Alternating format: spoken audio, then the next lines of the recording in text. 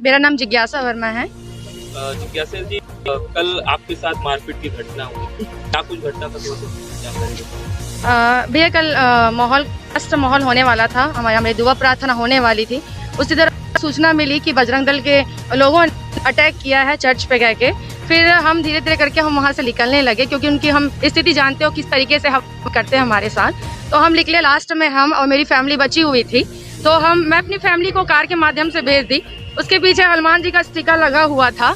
मैं 4 सालों से अपनी छोटी सी गवाही यहाँ पे देना चाहूंगी। मैं पिछले 4 सालों से मैं बिस्तर में थी। डॉक्टर ने जवाब दे दिया था, मेरी स्थिति ऐसी थी कि मैं मरने के योग्य हो गई थी। लेकिन जब मैंने परमेश्वर को जाना और मेरे लिए जब प्रार्थना दुआ हुआ, तो मैं प्रभु के खिलाफ प्रभु के लिए मेरी श्रद्धा बढ़ी। मैं हिंदू फैमिली से हूँ, मैं आज भी वर्मा लिखती हूँ। कोई धर्मांतरण नहीं, कोई बत्तीसमा नहीं, कोई किसी को ये क्या बोलते हैं, जो बोलते हैं ना धर्म परिवर्तन। मेरा सिर्फ आत्मा बदला, मेरा जीवन बदला। मैंने कोई धर्म परिवर्तन नहीं किया, ना मेरे आत्मिक पिता ने, ना उनके लोगों ने किसी को कभी फोर्स किया बत्तीसमा के लिए। मैं बहुत से चर्च में घूमी, बहुत से चर्चेस में गई, लेकिन आज तक किसी ने नहीं कहा कि तुम बत्तीसमा लो। हाँ, एक लगाया गया है कि ये लोग पैसा देके धर्मांतरण करवाते हैं। अगर तुम्हारी ये सोच है कि हिंदुओं को ईसाई बनाया जाता है, तो तुम भी पैसे देकर को हिंदू बनाओ ना। फिर हाँ बनाओ, फिर तुम्हारे पास भी अथॉरिटी। अगर तुम्हारी सोच है, घटना हुई, मेरे कार के पीछे की स्टिकर वो देखें, कार को ठोकने की कोशिश की, कार को मारने की कोशिश की, वो जब के मैं अपनी फैमिली को जैसे जैसे भेजी। फिर मुझसे सवाल जवाब किया गया, जब तुम ये स्टिकर क्यों लगाई हम हनुमान जी का, तुम इसको निकाल के फेंक दो, ये कर दो, वो कर दो बोले। मैंने कहा देखो भैया, ऐसा कुछ नहीं कि हम यहाँ आते तो मसीह बन गए हैं। मेरा जीवन बदला है। आज मेरे घर वाले लोग पूजा पाठ करते, मैं प्रभु को मानती हूँ, क्योंकि बचाने वाला मेरा जिंदा खुदा है। तो मैं उसको मानूंगी जिसने मेरा जीवन दिया, मेरे को जीवन दिया है ना। मैं अपने जिंदा परमेश्वर को मानूंगी। तो मैंने ये बात रखी। फिर जितने जवान थे मुझ पे लग गए, प्रभु को गंदी गंदी चीजें बोले, हाले का मजाक उड़ाया उन्होंने। उसके बाद वो ज्योति शर्मा बीच में से घुस के आई। फिर मेरे ऊपर चढ़ के बोलती है कि मेरे लोगों को तूने क्या बोला, मुझसे बात कर। तो मेरे दिमाग में आया कि इनके बच्चे नहीं लपाए, तो अपनी अम्मा को बुला के ला लिए। फिर वो चढ़ने लग गई, मेरे ऊपर झगड़ा करने लग गई। फिर मुझे बोलती है चप्पल उठा के मारूंगी क्या।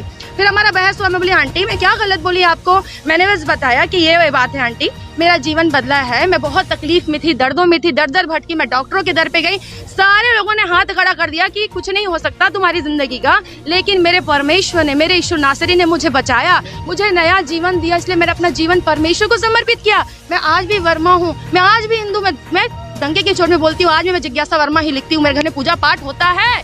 बस मैंने अपना जीवन परमेश्वर को दिया है।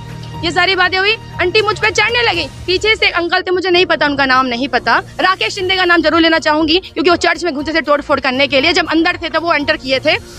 उसके बाद वो अंकल पीछे से बोलते हैं, परमेश्वर का मजाक उड़ा के बोलते हैं कि हमको भी ठीक करो, अपने यीशु को यहाँ पे बुलाओ बोले। तो मैंने कहा अंकल आप भी श्रद्धा के साथ परमेश्वर के भवन में आइए, प्रभु आपको भी ठीक करेंगे।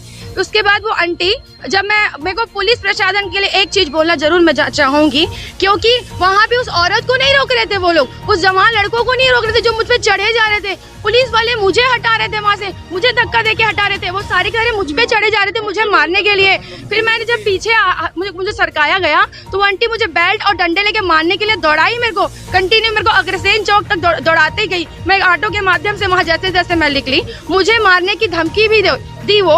आज मैं अगर एक चीज मैं डेफिनेटली बोलना चाहूंगी, परमेश्वर ने ये मौका मुझे दिया है। वो धर्म के नाम में इतना दंगेबाजी करती है। मैं उसी हिंदू धर्म पे आज सवाल करना चाहती हूँ कि हिंदू धर्म में भी छोटी बच्चियों का रेप किया जाता है, छोटी औरतों का रेप किया जाता है। तो वो कहाँ रहती है धर्म की ठेकेदार? तब क्यों सामने नहीं आती वो? तब क्यों कुछ नहीं करती वो?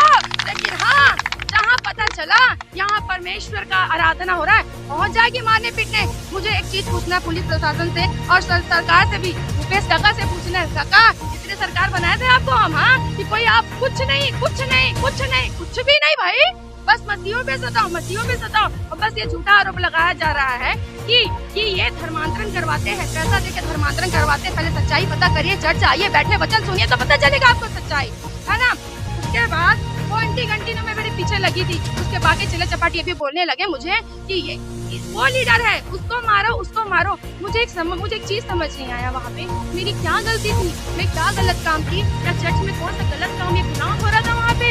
मैंने तो बस प्रभु को माना, अपना जीवन दिया, जिसने मुझे बचाया उसको मैंने माना। मैंने क्या गलत किया, क्यों सरकार कुछ नहीं करती है ऐसे लोगों के खिलाफ? विशेषकर ज्योति शर्मा के लिए बोलना चाहूंगी, उस औरत को पुलिस आंट की तरह क्यों छोड़ दिया गया है? मैं ज्योति वर्मा से सवाल करना चाहूंगी, उस औरत को पुलिस आंट की तरह क्यों छोड़ दिया गया है कि जहाँ भी जाती है सर घुसा के आ जाती है, डंडा उठा के मारेगी, पैर उठा के मारेगी, गंदी गंदी गालियां देंगी और सर्वप्रथम पहले बोलते हैं